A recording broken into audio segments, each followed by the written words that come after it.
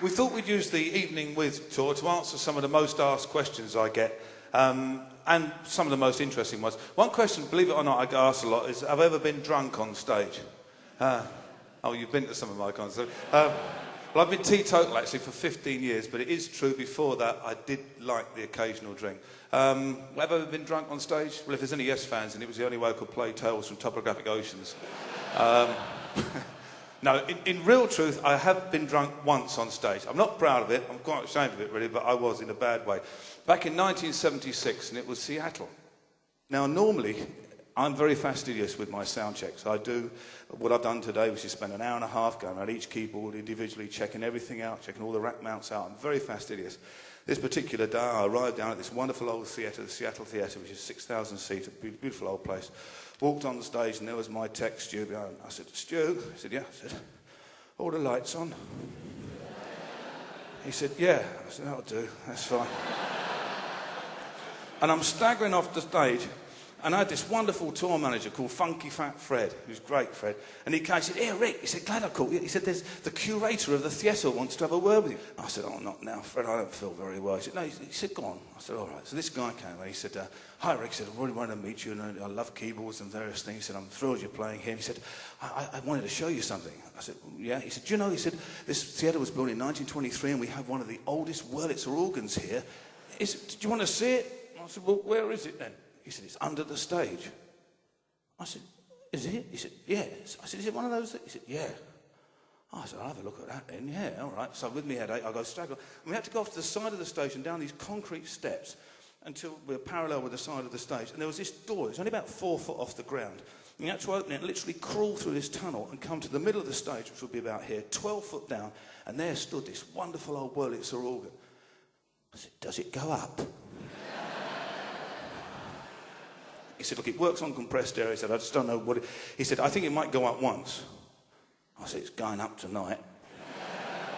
So I came up, it's still thumping, called the crew to go. I said, now listen, guys, tonight I'm going to come up in that big Wurlitzer organ in the middle of Anne Boleyn. I said, so I want you to fill it full of smoke and dry ice all in the cavern under there and lights, so that when it opens, there's all the lights and the smoke and the dry ice, okay? Oh, yeah, all right, then we'll do it. So I get back to the hotel, and they were just in a dreadful state. And I said, oh, come on, guys. Oh, have a drink. Oh, all right. So I joined them. I'm having a few more drinks. And I said, guess what we're going to do tonight? And they went, what? And I said, listen, when we come to Anne Boleyn, and you know when I do the keyboard solo? They said, yep. I said, you do that rhythm thing that goes jigga, jigga, jigga, jigga. They went, yep. I said, well, when you're doing that, instead of me doing it on the keyboard, I'm going off stage. And they said, well, where are you going then? I said, I go down these steps. I said, it's brilliant. And I crawl under the stage, and I'm going to come up on this giant Wurlitzer organ. And I'm going to do the solo on that, and then it's going to be smoke and all sorts. It'd be fantastic, and lights. And then I'll finish it off, climb off the organ, and do it on the keyboard, and it'd be brilliant. And you've got to remember, I'm drunk as well, and I'm thinking, all right, okay. One of the things you always do, if you do it a lot, if you've got a lot of the same pieces you're doing on the same shows, you swap pieces around a bit in order to keep them fresh.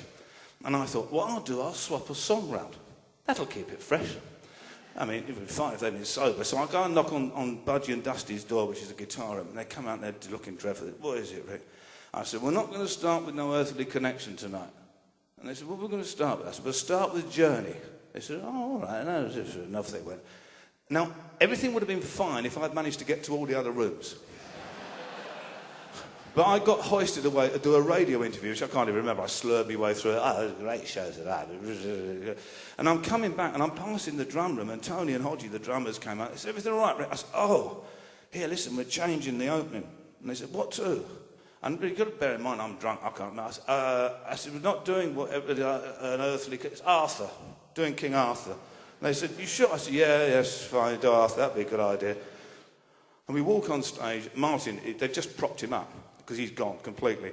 And Reg, who's now in charge of the brass section, says to me, what's the opening? I said, well, we're not doing Earthly Connection anymore. He said, are we doing one of the Henrys? I said, yeah, Catherine Parr would do. And I staggered over to the keyboard, and I'm thinking, I can't remember what I've told anybody. Everybody's trying to concentrate real hard. And we used to have this fantastic opening where we used to play the Prokofiev, Romeo and Juliet. And on the last chord, the curtains would open, and we'd all come in. And we did, with 4 different pieces. Now, what normally happens, if somebody's going wrong, it's easy, because what you do, you can just spot that you're the only one that's wrong and you join in with the right piece.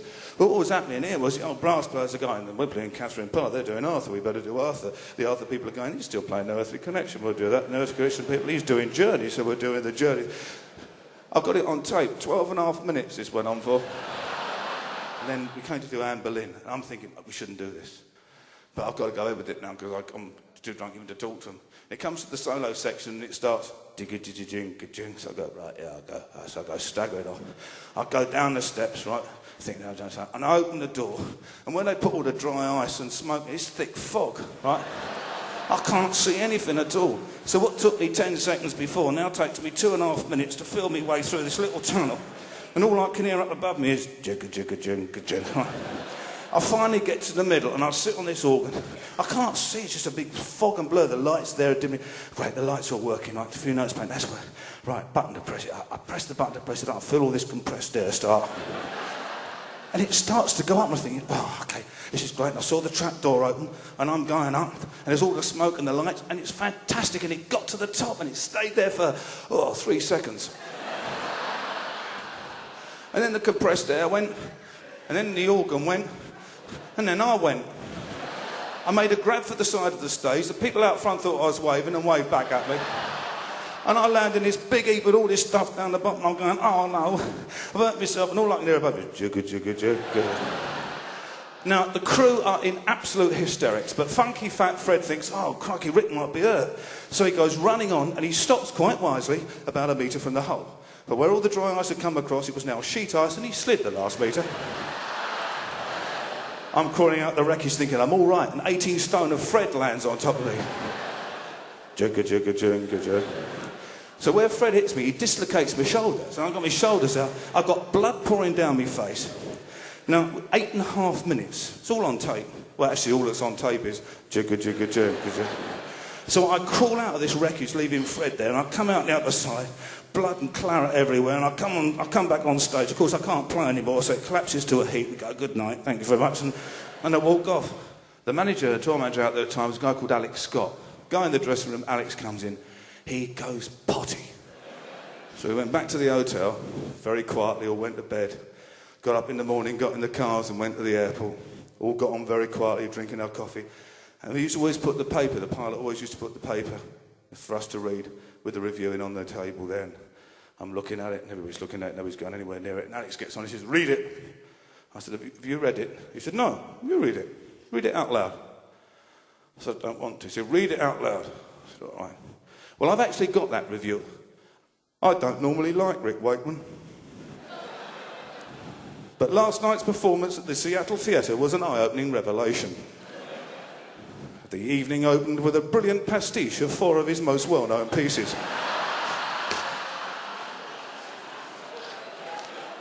Intricately woven into a jazz rock fusion that almost defied musical belief.